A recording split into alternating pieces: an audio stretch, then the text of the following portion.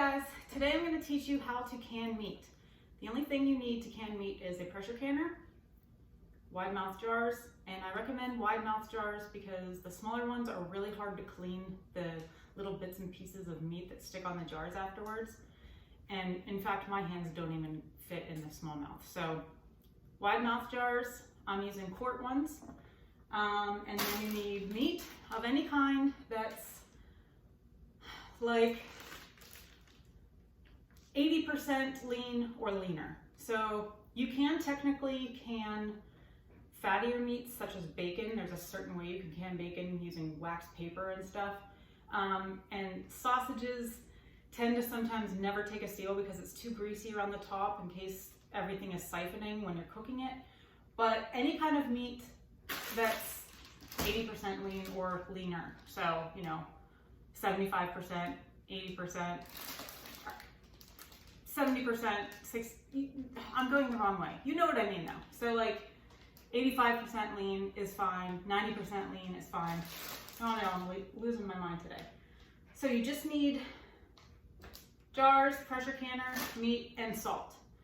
Now I'm doing venison today and I love canned venison. It is, if you have had venison and you don't like it and you think it tastes gamey or tough or whatever, you need to can venison. Trust me, it's like a game changer. It tastes like fall apart in your mouth beef. Like the chunks that you get in beef stew, that's what it tastes like. So that's what we're gonna be canning today. And for venison, I like to add a little something extra. You don't need to do this. It tastes great just with salt. But I'm gonna be adding, I pre-diced some onions and minced garlic, and I'm just gonna evenly distribute them amongst the jars.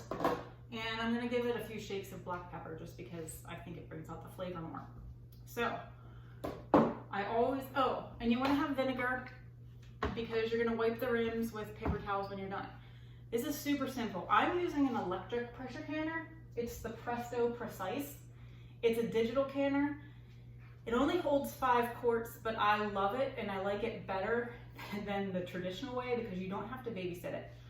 Once you set it up, you just program it for what you need. You put it in there and you can leave. You can go run errands, you can do other stuff. You don't have to sit around and make sure the pressure is staying at the right time. You don't have to time it. It does it all itself. And then when it's completely done, it'll beep and you just pull it out. It's so easy. Another reason why I like it is it doesn't heat up my kitchen. So if I want to can during the summer, it doesn't affect the temperature at all. So, I'm sure if you've done much canning during the summer, it's hot, it's steamy, it's gross, and like you don't want to be in the house, but you have to babysit the canner. So I like it for that reason as well. Yeah, I have done traditional regular canning with the pressure canners on gas stoves and all of that. But this is another great thing if you don't have a gas stove, if you have an electric, or you can't get your hands on an electric stove canner, then this is great. Yeah, it's pricey, but it's so seriously worth it to me to not have to be stuck watching it the whole time. So when you're pressure canning meats, you want to pressure can for 90 minutes. This digital one, it automatically calibrates for 15 pounds of pressure because it's taking into account basically anyone who would live in the United States, could they can with this. But you'll need to check your elevation for your proper pounds per pressure wherever you live if you don't have a digital canner. All right, let's get started. I've got my sterilized jars here. I always start with the salt. You want 1 teaspoon of sea salt per jar. And I always start with the salt because I don't want to forget it. Now,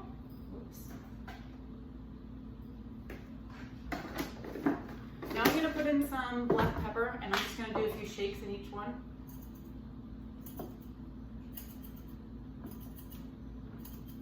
And then, like I said, this is optional, but I really like it with venison. I'm gonna add my mixture of diced onions and garlic and just evenly distribute this the best you can. Just eyeball it across all 5 jars.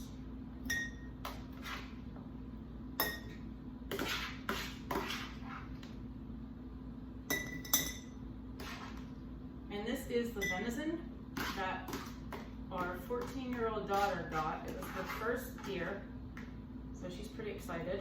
And we're trying to use every single part of it.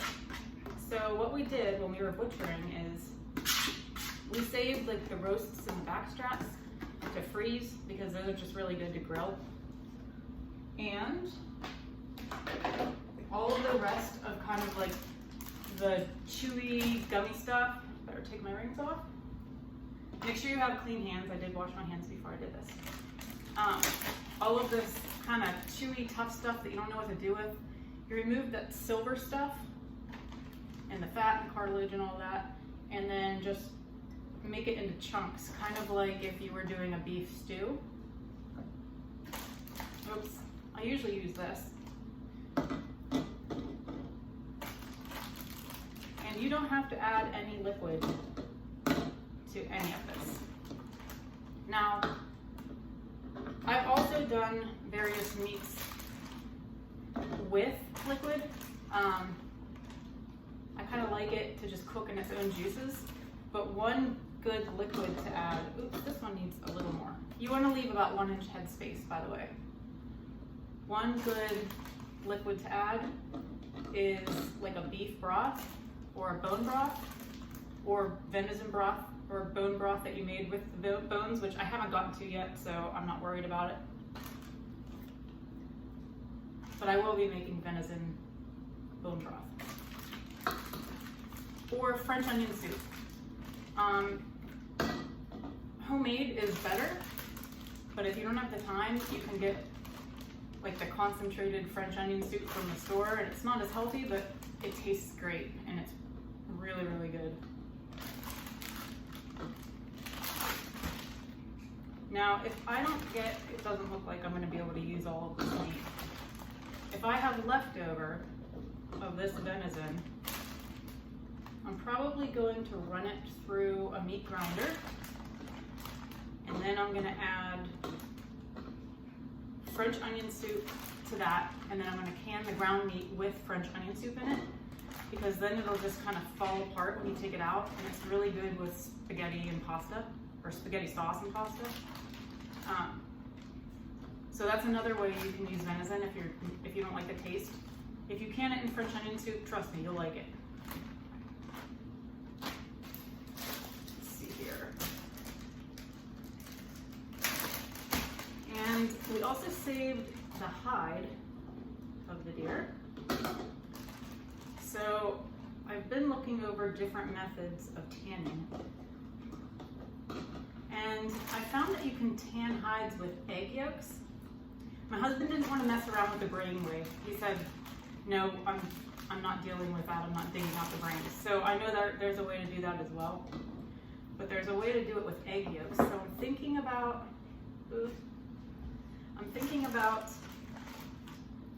trying it that way. But I'm kind of scared. I've never tanned anything before.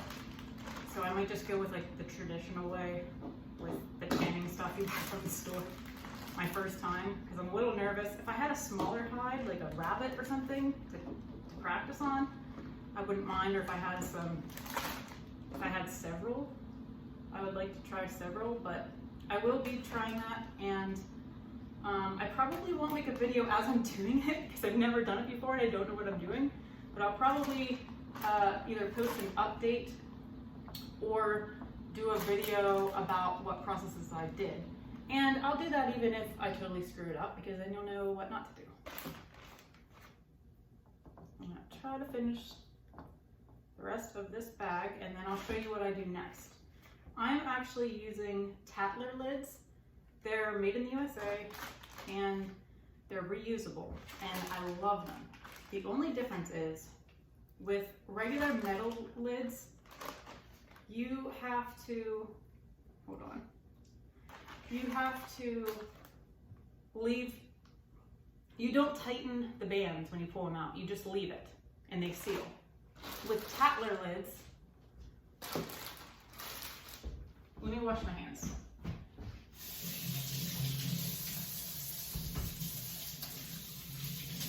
Okay, with Tatler lids, as soon as you pull them out of the canner, you have an oven mitt on or something so you don't burn yourself, and you tighten it down real quick, and that's the only difference. So I kind of like this way better because those ball canning lids have really been failing me lately and not keeping a seal. Ugh, gotta wash my hands again.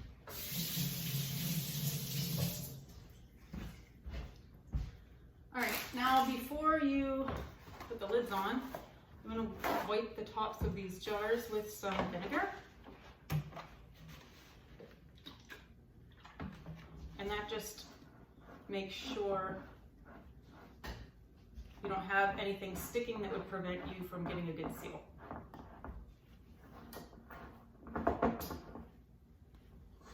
Oh, and always check when you're selecting jars to can with that the tops don't have any nicks or anything in the top, because that will also prevent a good seal.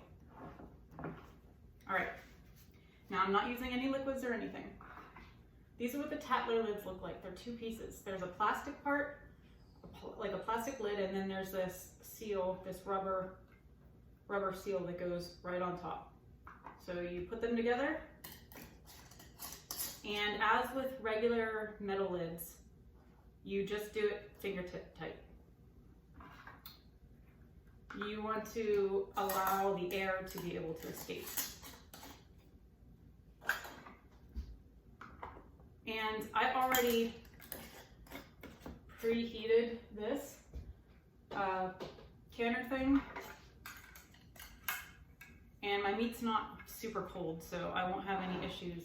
Oops. I won't have any issues with my jars breaking. But be aware, if you put extremely cold stuff in your jars and then put it into a hot canner, your jars will probably bust on you or crack, and then it's wasted. Okay, then we're just gonna put in all of our jars.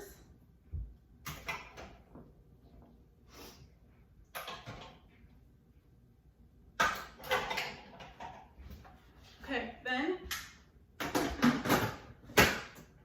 you lock the lid, and then you just hit this button and it moves forward in like all of the sequences for you.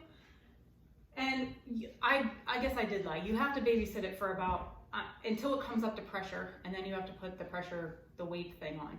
So maybe 20 minutes, and then I will come back when this is done. And I will show you what I do when I pull them out and how I tighten the lids and what everything looks like. Thanks, guys. This is what happens when it's time to put the regulator on. Your canner will start beeping and it'll say, put regulator on. So, take my regulator, and I don't know if you can see, but it says can vent. So you want to put the regulator on so that it's pointing towards can, like that. And then to get it to shut up, you hit this button, and then it starts the timer. Then when it's done, it'll beep a few times and it'll tell you that it's in the cooling period. And then after it's cooled off sufficiently to open the lid, it'll beep a whole bunch more times. I think like 10 times at the end. But it's not a big deal if you can't remove it right away. But like I said before, when you take them out, you want to tighten down those lids, and I will show you that when this is done. Well, the canning is done. All it says on it is done with a check mark, so it's super simple.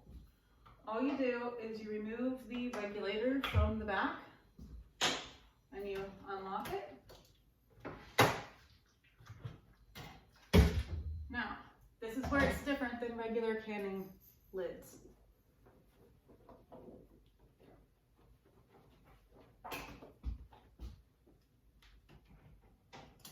When you take the jars out, put them down, tighten it really hard. That's it.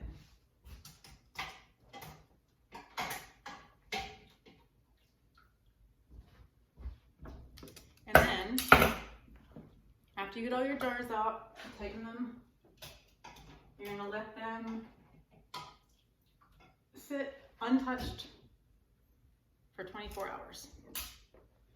Then you're gonna wanna take the bands off, that's the silver part, and check to see that it's sealed.